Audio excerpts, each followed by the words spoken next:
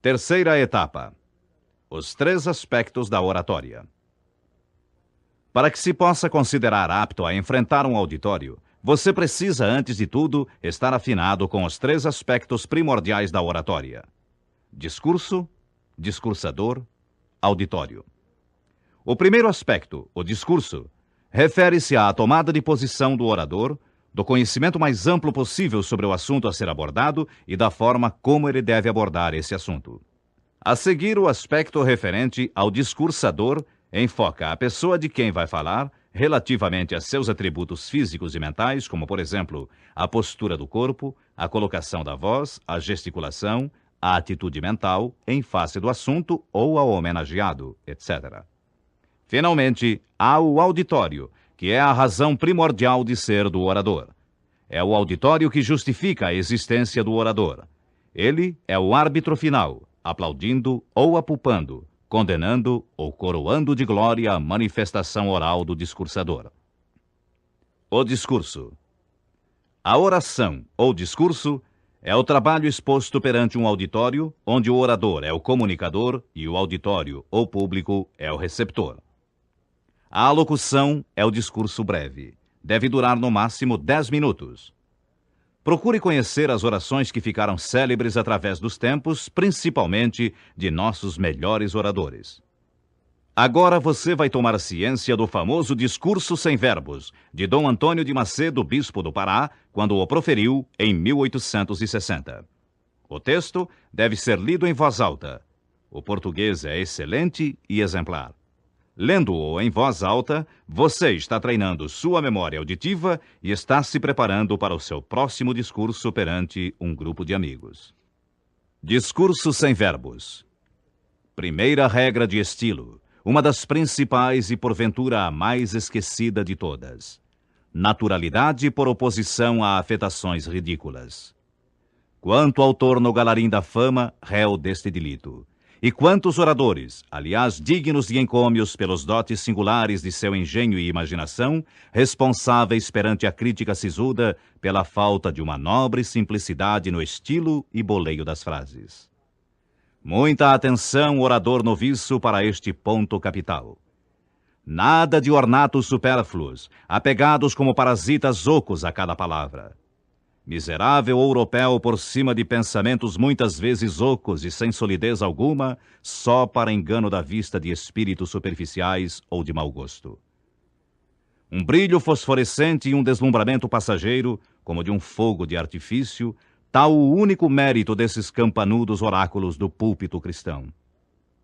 Ideias, porém, sólidas e bem dosadas, ordem rigorosa de raciocínio, doutrinas exatas luculentamente expostas, isso nunca. Não assim Bossuet, os Bourdaloue, os Massillon e todos os outros grandes modelos da eloquência do púlpito do grande século de Luís XIV. Que nobre simplicidade, que mentalidade sublime, que opulenta sobriedade! Qual rio caudaloso por entre margens, ora severas e escarpadas, ora floridas e risonhas, mas sempre formosas de naturalidade. Assim o pensamento desses famosos gênios, por entre a frase ora simples, ora mais ornada, sempre, porém, em relação com um assunto cheio de graças ingênuas, de louçainhas despretensiosas. Leia o texto sempre em voz alta para conhecer novas palavras, assinalando-as e procure os seus sinônimos no dicionário. Um bom léxico é o pequeno dicionário brasileiro da língua portuguesa, de Aurélio Buarque de Holanda Ferreira. Procure conhecer sempre novas palavras, para ter um vocabulário cada vez mais rico e fértil. O orador tem necessidade de um vocabulário sempre renovado, atualizado, brilhante, eloquente e de fácil compreensão. As partes da oração ou do discurso. No exórdio ou apresentação, parte em que se faz a introdução do tema, procure identificar-se discretamente dizendo o que vai desenvolver na oração. Seja breve no exórdio. Há oradores que se perdem na primeira parte do discurso, afirmando não serem a pessoa indicada ou não possuírem talento para a exposição. Evite tudo isso. O orador deve começar com segurança, afirmando que tem algo a transmitir e que o fará imediatamente. Na exposição, ou meio, Desenvolva o tema falando com objetividade. Conte uma história ou narre um fato para ilustrar o meio do discurso. Apresente os seus argumentos procurando ilustrá-los com fatos expressivos ou significativos. Uma anedota bem contada também serve para deixar o auditório à vontade. Cuidado, porém, para não incorrer no grave erro de escolher uma anedota muito conhecida e que já tenha perdido a graça. Ou, o que é ainda pior, tendo contado uma história engraçada e que tenha agradado ao auditório, julgar-se capaz de prender o público pelo humorismo. Essa é uma técnica muito difícil e só levada a bom termo por uns poucos oradores, além de pecar pelos extremos, levá-lo à glória, se conseguir agradar, ou ao fracasso total, em caso contrário. Aliás, este último é bem mais frequente. Cite na exposição um pensamento de conhecido escritor e procure desenvolvê-lo, destacando a verdade que encerra. Por exemplo, do poema de Gabriela Mistral, notável poetisa chilena, esta passagem: seja o que remove a pedra do caminho e as dificuldades do problema. Na peroração ou conclusão, procure também ser rápido. O orador deve perorar ou concluir em 1 minuto aproximadamente. Não se perca concluindo a sua oração como certas visitas que se despedem várias vezes e em vários lugares. Na sala, no corredor, à porta. Finalize com um pensamento que fique com os ouvintes. Por exemplo, esta terra é nossa empresa. Somos responsáveis pela sua realização perante Deus e a humanidade. O discursador. O orador ou discursador é o comunicador. Deve usar de linguagem correta, simples e atual. Se falar em contos de réis, já se revela desatualizado. Da mesma forma, o tratamento senhor não é mais usado. Atualmente, o tratamento deve ser você, uma das palavras mais belas da língua portuguesa do Brasil, uma das 10 mais lindas ao lado de saudade, amor, carícia, eternidade, beijo, bênção, ternura, alma, Deus, mãe. Há oradores distraídos que usam os vocativos minhas senhoras e meus senhores quando se encontram no auditório somente senhores. Tome cuidado para que isso não lhe aconteça. O orador deve estudar bem o tema que vai desenvolver sem perder de vista seu objetivo. Para isso, deve sempre preparar-se de forma adequada. Diz João de Oliveira Filho: ensaie o seu discurso para torná-lo simples. O assunto deve ocupar a cabeça do orador. Adquira cultura para não maçar o auditório. Sem preparar, ninguém pode fazer um discurso. Organize seu plano de discurso como os grandes oradores organizam os seus. Se você tiver alguma coisa a dizer, o auditório o ouvirá e nunca se desculpe ao começar. Procure melhorar sua voz, lendo páginas de uma boa antologia em voz alta. Um bom trabalho no gênero é a Antologia Nacional de Carlos de Laet, onde se encontram autores portugueses e brasileiros de diversas escolas literárias. Eis algumas recomendações interessantes de Dale Carnegie. Tire partido da experiência alheia. Não perca de vista seu objetivo. Predisponha sua mente para o sucesso. Agarre-se a todas as oportunidades de praticar. Fale e impressione de modo rápido e fácil. Fale de algum assunto em que você tenha competência adquirida através da experiência ou do estudo. Conte o que a vida lhe ensinou. O orador deve falar com entusiasmo. Etimologicamente, entusiasmo significa Deus dentro do coração. Deus é a nossa força interior. Quando Deus está conosco, o mundo volta-se para nós. Fale vivendo as palavras que pronunciar. Não diga mamão do mesmo modo que diz coração. A palavra coração é profunda, é rica, é o nosso mundo interior. O orador precisa viver as palavras, dizendo-as e sentindo-as sinceramente. Da mesma forma, evite ser pomposo, suntuoso, aparatoso, tonitruante ou atroador. Convém distinguir eloquência, arte de convencer, de estridência, arte de gritar. o orador deve usar voz condicionada, isto é, adequada ao tamanho do auditório. Não é necessário que ele eleve a voz diante de um pequeno número de pessoas. A voz deve ser ouvida por todos sem ser alteada. Ao discursar, verifique se a última pessoa do auditório está ouvindo bem e regule sua voz por essa pessoa. Fale dirigindo a voz ao fundo da sala, onde estiver discursando, a fim de que a voz descreva uma parábola. Não fale olhando para baixo, fale olhando em direção aos que estão ouvindo nas últimas poltronas. Para bem se apresentar em público com a finalidade de fazer uma alocução, é interessante observar as seguintes recomendações. Dirija-se à tribuna com uma expressão de satisfação no rosto. Ao se apresentar para falar, tenha já em mãos as anotações que irá usar. Procure situar de antemão o lugar onde vai colocar o texto, caso haja esse local. Se você verificar antecipadamente que não há um local especial, tribuna ou estante onde colocar o texto, insista para que lhe seja propiciada pelo menos uma mesinha com essa finalidade.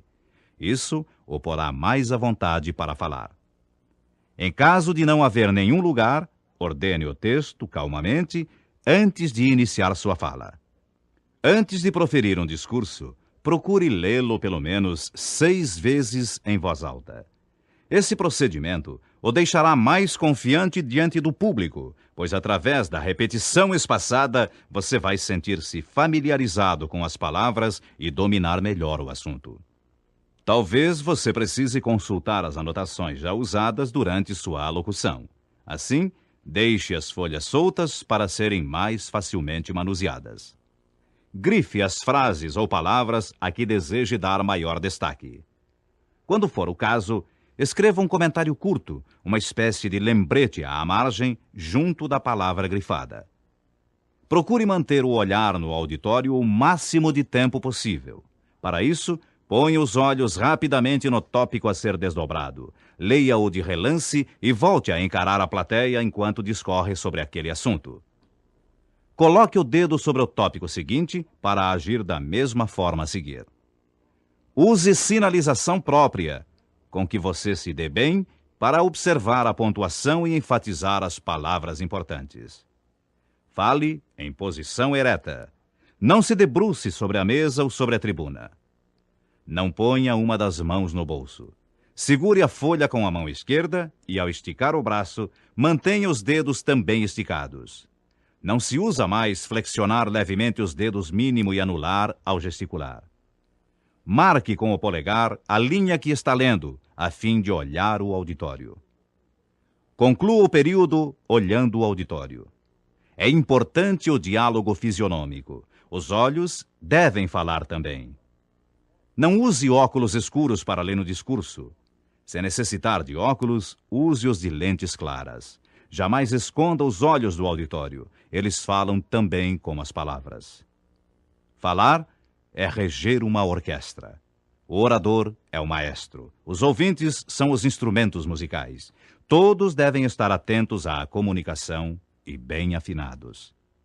Tristão de Ataíde, em seu ensaio Da Inteligência à Palavra, falando sobre a responsabilidade da palavra, afirma: é bem conhecido o diálogo entre o pintor e o poeta. Degas queixava-se a Mallarmé de que estava tentando escrever alguns sonetos. Tinha para isso muitas ideias, mas as palavras estavam custando a vir. E o poeta respondeu mansamente ao amigo: meu caro Degas, não é com ideias que se fazem sonetos, é com palavras. Nesse diálogo está contida a definição mais autêntica e mais concisa da literatura como arte da palavra. E está contida, mais do que isso, a definição específica de toda arte, que é o ato de criar um objeto informando uma matéria. Esse ato de dar forma, isto é, de estilizar um material, representa a natureza específica do fenômeno estético, quando é gratuito e não utilitário, o que, por sua vez, representa a diferença entre as artes mecânicas dos artífices e as artes desinteressadas dos artistas. Eis a responsabilidade da palavra, este instrumento admirável do homem, que revela sua racionalidade e a sua liberdade. Não há palavras pobres ou gastas. Os escritores sem talento são os que as tornam pobres ou gastas. Os bons oradores devem valorizar as palavras, dando-lhes força e beleza através da criatividade. O auditório. Após um exaustivo dia de trabalho, você chega a casa cansado, pensando apenas em tomar um banho, vestir o pijama e ler o jornal, ou assistir TV sentado em sua poltrona. Nesse momento, você é alertado por sua esposa com respeito ao compromisso assumido de ir à festa de formatura de sua sobrinha. Um frio lhe percorre a espinha, um arrependimento profundo de haver aceito aquele convite, uma vontade danada de não comparecer, e depois alegar que alguma coisa o impediu de ir. Não há, todavia, como esquivar-se. Você precisa comparecer. Conformado, toma banho, troca de roupa e dirige-se ao local da cerimônia. Nada, porém, consegue impedi-lo de se sentir contrariado. O carro não está bom, o trânsito está péssimo, os sinais estão todos vermelhos, enfim, seu humor está bastante abalado. Nesse estado de ânimo, você ocupa no auditório a última cadeira vaga, quebrada por sinal, para assistir, entre outras coisas, ao discurso do paraninfo, do orador da turma e talvez outros, além da entrega, um por um, dos diplomas aos formandos.